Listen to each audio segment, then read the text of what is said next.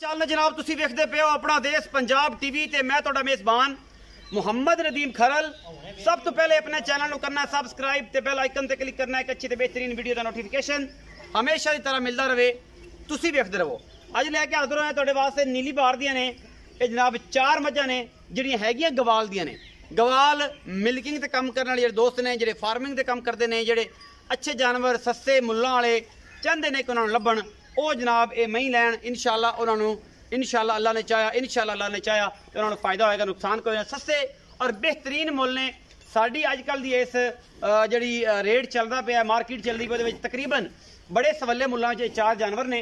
इन्हां दो तीजना ने चौथना ने एक पहले ने और दूजे ने नाल एक तीसरे सूबे की दूजे ने। ये दो मालक असी मतलब डिटेल ना सारी गल पूछांगे।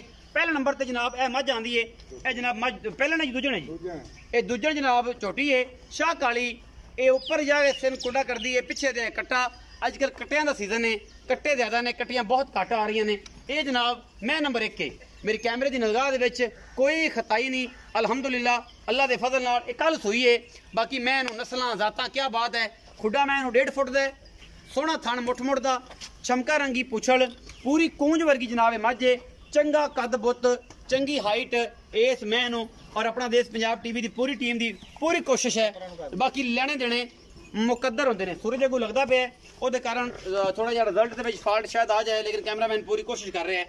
इनू जनाब नईम मराड़ साहब खोल के टोरो लम्हा लै जाओ तो विखाओ इन फिजिकली तौर पर वादा घाटा तो नहीं।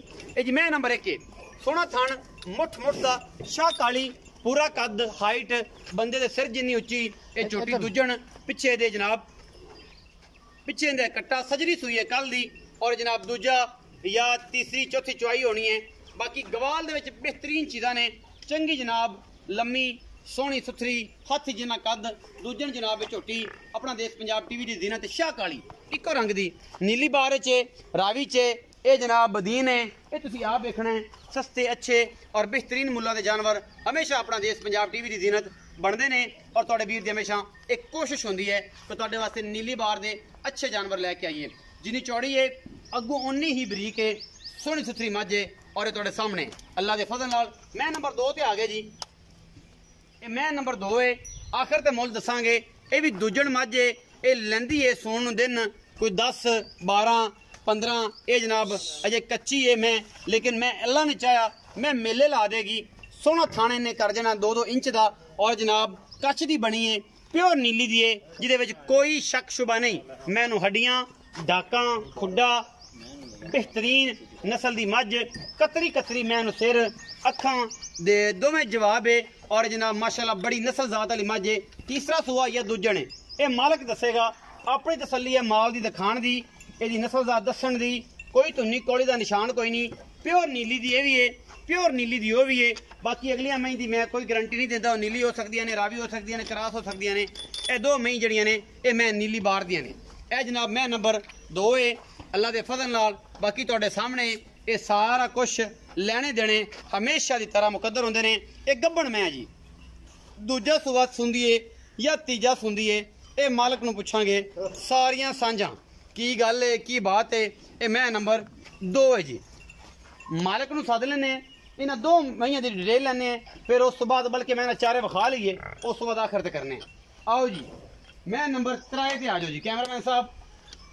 ये गवाल दियां मई ने दोवें नीली रावी च ने चारे ही गवाल च काम आते जिन्ने सस्ते मुल ने ना इन्हां दे ये चारे ही गवाल दे विच बेहतरीन जानवर ने।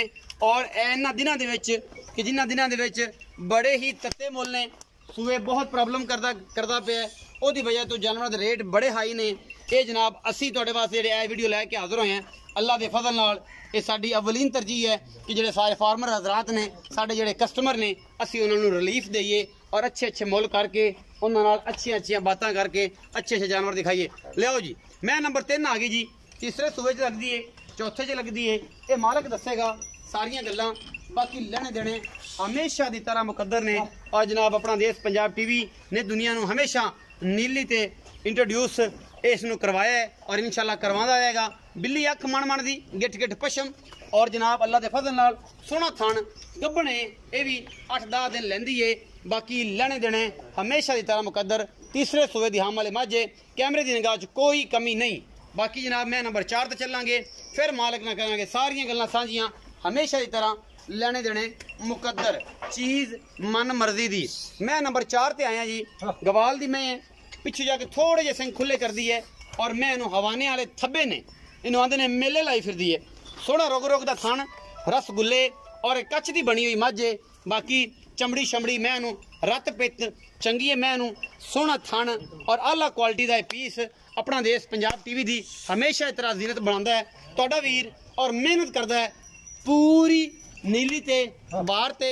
जेड़ियां मई गवाल दी आउणगियां इंशाअल्लाह गवाल दसांगे, जेड़ियां मई खूबसूरत आउणगियां नीली दी आउणगियां नीली दसांगे, जेड़ियां मई देसी आउणगियां वो देसी दसांगे, जेड़ियां मई रावी ते जाके वीडियो बनावांगे और रावी दसांगे, जेड़ी मल्लू ते जावांगे वो चना दसांगे और इंशाअल्लाह जदों कुंडी ते जावांगे सिंध ते ओदे न दूर नहीं वो कुंडी भी दसांगे, उत्थे नीली नहीं बनावांगे।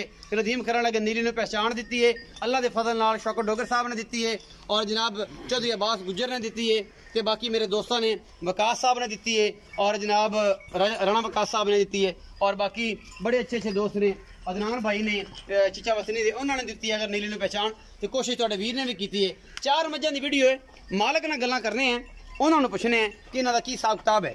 अस्सलाम वालेकुम जी। वालेकुम सलाम। चाचा जी की हाल चाल? अल्लाह दा शुक्र। चाचा आलम नाम है जी? जी जी आलम।